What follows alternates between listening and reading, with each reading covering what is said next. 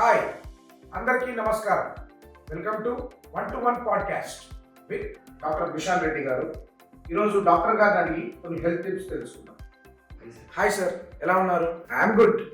కానీ ఇప్పుడు మీ పరిస్థితి ఏంటో తెలియట్లేదు నాకు. డాక్టర్లు అంటే సూదులు వేస్తారు అనుకున్నాం, కానీ మీరు జోకులు కూడా వేస్తున్నారు. ఓకే సార్, మీ ఫస్ట్ క్వశ్చన్ వెయిట్. మీకు పాడ్కాస్ట్ అంటే ఏంటో తెలుసా? సార్, అది తెలియకుండానే మేము ముందు కూర్చుంటానా సార్? పాడ్కాస్ట్ అంటే ఏముంది సార్? 2 లైట్లు, 2 మైక్లు, 2 కెమెరా, ఒక యాంకర్, ఒక గెస్ట్, ఇంకా 4 క్వశ్చన్స్, అంతేగా? ఇంతేనా? కాదా సార్? పాడ్కాస్ట్ అంటే ఒక సబ్జెక్ట్ మీద 2 నాలెడ్జబుల్ పర్సన్స్ డిస్కస్ చేసుకొని దాని గురించి పబ్లిక్కి అవేర్నెస్ క్రియేట్ చేయడం. ఓ, ఇప్పుడు అలా అంటున్నారా సార్? పోనీ అట్లీస్ట్ ఇంటర్వ్యూ అంటే ఏంటో తెలుసా? ఇంటర్వ్యూ అన్నా అంతే కదా సార్? ఇంటర్వ్యూ ఎవరిని చేస్తారో తెలుసా? సొసైటీలో ఒక నేమ్, ఫేమ్, సక్సెస్ అయిన పర్సన్ ఆ పొజిషన్ రీచ్ కావడానికి ఎంత హార్డ్ వర్క్ చేశాడో ఆ ప్రాసెస్ పబ్లిక్కి తెలియజేయడానికి ఇంటర్వ్యూ చేస్తాం. అసలు మీరు యాంకర్ అవ్వాలని ఎందుకు అనుకున్నారు? ముందు ఫేమ్ వస్తుంది, తర్వాత పైసలు వస్తాయి. అసలు యాంకర్ అవ్వాలంటే ఏం చేయాలో తెలుసా? 4 క్వశ్చన్లు రాసుకోవాలి. యాంకర్ అవ్వాలంటే జర్నలిజం కూడా తెలిసి ఉండాలి. జర్నలిజంలో కూడా మల్టిపుల్ ఫీల్డ్స్ ఉంటాయి. దాంట్లో డిఫరెంట్ జర్నలిస్ట్ ఉంటారు. ఆ పొజిషన్లో కూర్చొని ఒక క్వశ్చన్ అడగాలంటే దాని గురించి కంప్లీట్ నాలెడ్జ్ ఉండాలి. ఆ క్వశ్చన్ అడగడానికి కూడా కొన్ని లిమిట్స్ ఉండాలి. ఒక డాక్టర్ని ఇంటర్వ్యూ చేయడానికి నీకున్న మెడికల్ నాలెడ్జ్ ఏంటి? అసలు నీకు బిఎంఐ అంటే ఏంటో తెలుసా? ఈఎంఐ అంటే తెలుసా? ఈఎంఐ అదే sir, car, bike, fridge, washing మెషిన్కి మంత్లీ పే చేస్తాం కదా, ఈఎంఐ. బిఎంఐ అంటే బాడీ మాస్ ఇండెక్స్. నేను మాట్లాడుతున్న బిఎంఐ వేరు, నువ్వు చెప్తున్న ఈఎంఐ వేరు. నా ముందు కూర్చొని క్వశ్చన్స్ అడుగుతున్నావు కదా, నేను కొన్ని బేసిక్ క్వశ్చన్స్ అడగనా? నేను గుండెల్లో ప్రాబ్లం వస్తే ఏ డాక్టర్ దగ్గరికి వెళ్తావు? కార్డియాలజిస్ట్. మోకాల్లో ప్రాబ్లం వస్తే ఏ డాక్టర్ దగ్గరికి వెళ్తావు? ఆర్థోపెడిషియన్. మెదడులో ప్రాబ్లం వస్తే ఏ డాక్టర్ దగ్గరికి వెళ్తావు? న్యూమరాలజిస్ట్. అది న్యూమరాలజిస్ట్ కాదు, న్యూరాలజిస్ట్. న్యూమరాలజిస్ట్ అంటే సంఖ్యాశాస్త్రం ప్రకారం మన పుట్టిన తేదీ బట్టి మన పేరులో మార్పులు చేర్పులు చేసే వాళ్ళని న్యూమరాలజిస్ట్ అంటారు. సారీ సార్, నాకు తెలియదు.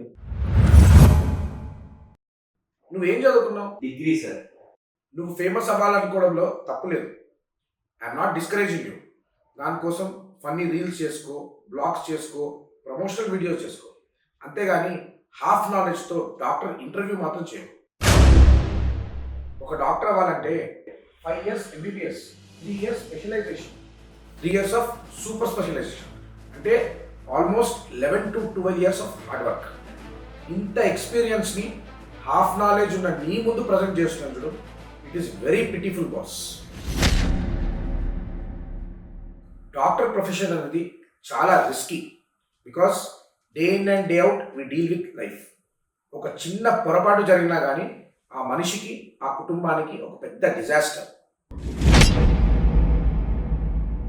సోషల్ మీడియా లేనప్పుడు ఇలాంటి ప్రమోషనల్ వీడియోస్ ఉన్నాయా? లేవు. పలానా ఏరియాలో పలానా హాస్పిటల్ ఉందని టీవీలో ఇన్ఫర్మేషన్ వచ్చేది. అలాంటి మా డాక్టర్సే ఇన్స్టాగ్రామ్ ఇన్ఫ్లుయెన్సర్స్ లాగా వీడియోస్ ఎందుకు చేస్తున్నారు?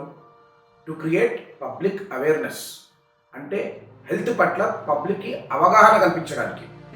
ఇన్ కేస్ ఎవరికైనా ఏదైనా ప్రాబ్లం వస్తే అది ఏ స్టేజ్లో ఉందో తెలుసుకొని ఇమీడియట్గా స్పెషలిస్ట్ని కలిస్తే బెటర్ ట్రీట్మెంట్ దొరుకుతుందన్న అవేర్నెస్ క్రియేట్ చేయడానికి వీడియోస్ చేస్తున్నాం. సోషల్ మీడియాలో ఈ మధ్య డాక్టర్స్ కన్నా నాన్ డాక్టర్స్ ఎక్కువ మెడికల్ ఇన్ఫర్మేషన్ పాస్ చేస్తున్నారు. దీనివల్ల మీకు లైక్స్, వ్యూస్ పెరగచ్చు, బట్ పబ్లిక్కి జరిగే నష్టం ఎక్కువ. Don't do it, it's a crime. ఈ జనరేషన్ ఒక్కసారి థింక్ చేయండి. గూగుల్లో రేటింగ్స్, రివ్యూస్ బట్టి డాక్టర్ని చూస్ చేసుకుంటారు. It is not correct. Doctor experience, qualification check చేసుకొని అప్పుడు డాక్టర్ ఒపీనియన్ తీసుకోండి. కరెక్ట్. ఇంతకీ నేను ఏ స్పెషాలిటీ డాక్టరో తెలుసా? వారికి వద్దులే, నేనే చెప్తాను. నేను ఒక వాస్కులర్ అండ్ ఎండోవాస్కులర్ సర్జన్. అంటే రక్తనాళాలకు సంబంధించిన ప్రాబ్లం ఉన్నప్పుడు కన్సల్ట్ అవ్వాల్సిన డాక్టర్ని. ఈ రక్తనాళాల ప్రాబ్లం అంటే కాళ్ళు రక్తనాళాలు ఉబ్బిపోవడం కానీ, కాళ్ళల్లో ఏమైనా పుండ్లు కావడం కానీ, గ్యాంగ్రీన్ అంటాం, అంటే కుళ్ళిపోవడం. ఇలాంటి ప్రాబ్లం ఉన్నప్పుడు పేషెంట్స్ నా దగ్గరకు వస్తే దాన్ని బట్టి అక్యురేట్గా ట్రీట్మెంట్ ఇచ్చి పేషెంట్ కాల్ కాపాడతాం. Social media is very powerful. మీ టాలెంట్ ప్రూవ్ చేసుకోవడానికి యూజ్ చేసుకోండి, కానీ మీకున్న హాఫ్ మెడికల్ నాలెడ్జ్తోని జనాలకి ఇన్ఫర్మేషన్ పాస్ చేసి వాళ్ళ హెల్త్ స్పాయిల్ చేయకండి. It is harmful and punishable.